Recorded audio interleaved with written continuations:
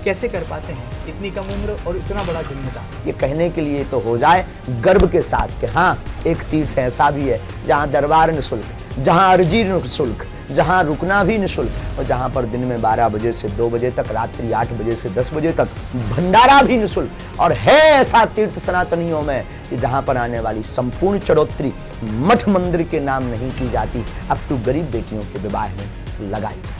मंत्र चिकित्सा एक ऐसी पद्धति है जिससे सही मायनों में किसी भी मानव शरीर को संतुलित किया जा सकता है, स्वस्थ दिशा में ले जाया जा सकता है। इसको कैसे परिभाषित करेंगे?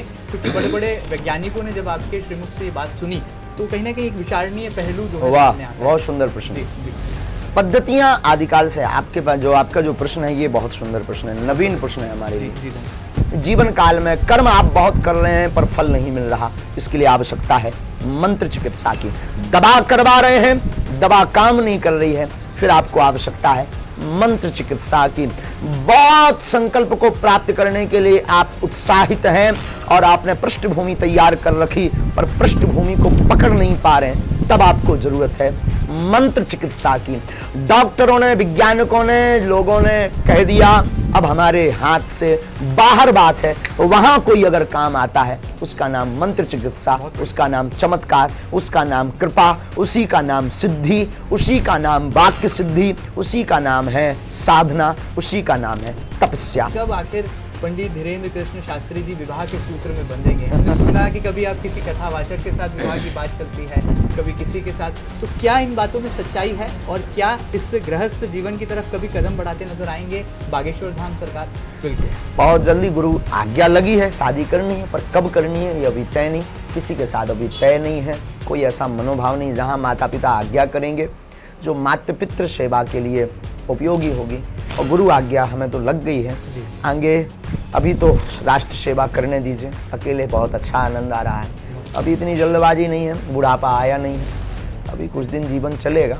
लेकिन अगर भगवान ने फिर से, माता पिता ने हमें आज्ञा दी, फिर से पुनः गुरु ने एक बार कह दिया तो टलेगा नहीं, निश्चित रूप से बहुत जल्दी विवाह का सूत्र होगा। और जब भी गृहस्थी जीवन में प्रवेश करेंगे बड़े शोर शराबा के साथ करेंगे। हम कोई संत नहीं है, साधारण आदमी है। आपने कहा पढ़ नहीं पाए, लेकिन आप तो लंदन जा रहे हैं और अंग्रेजी सीख रहे हैं, ये राज पर से भी जरा पर्दा उठा दीजिए जाते जाते। अंग्रेजी हम सीख नहीं रहे हैं, कोई जो एक दो शब्द बोल देते हैं तो उनको कैच कर लेते हैं, ऑब्जर्व माइंड भी मान सकते हैं आप। कोई बात करता है बीच बीच में तो पूछ लेते हैं इसका मतलब क्या हुआ, जैसे ने कहा हाउ मच तो पूछ लिया भाई इसका मतलब, बोले क्या प्राइस है, अच्छा अच्छा ठीक है। अब फिर उसको हम ध्यान कर लेते हैं, चित्त में रख लेते हैं कि हाउ मच मतलब वो क्या है। अब पूरी तो कन्फर्म नहीं है ना हो पानी है, क्योंकि अनपढ़ आदमी है। लंदन इसलिए जा रहे हैं, हमें घूमना नहीं है, हमें बहुत ज़्यादा विदेशों में वो नहीं करना, पर विदेशों में सोए हुए हिंदुओं को जगाना है।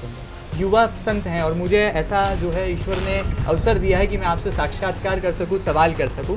युवा शब्द को अगर हम पलट दें तो वायु हो जाता है। अभी भी देखिए वायु कितनी धीमी बह रही है कि हमें बड़ी शीतलता, कोमलता प्रदान कर रही है, लेकिन जब ये वायु तेज गति पकड़ लेती है, रफ्तार में बहती है, तो क्रांति, आंधी, तूफान ला देती है।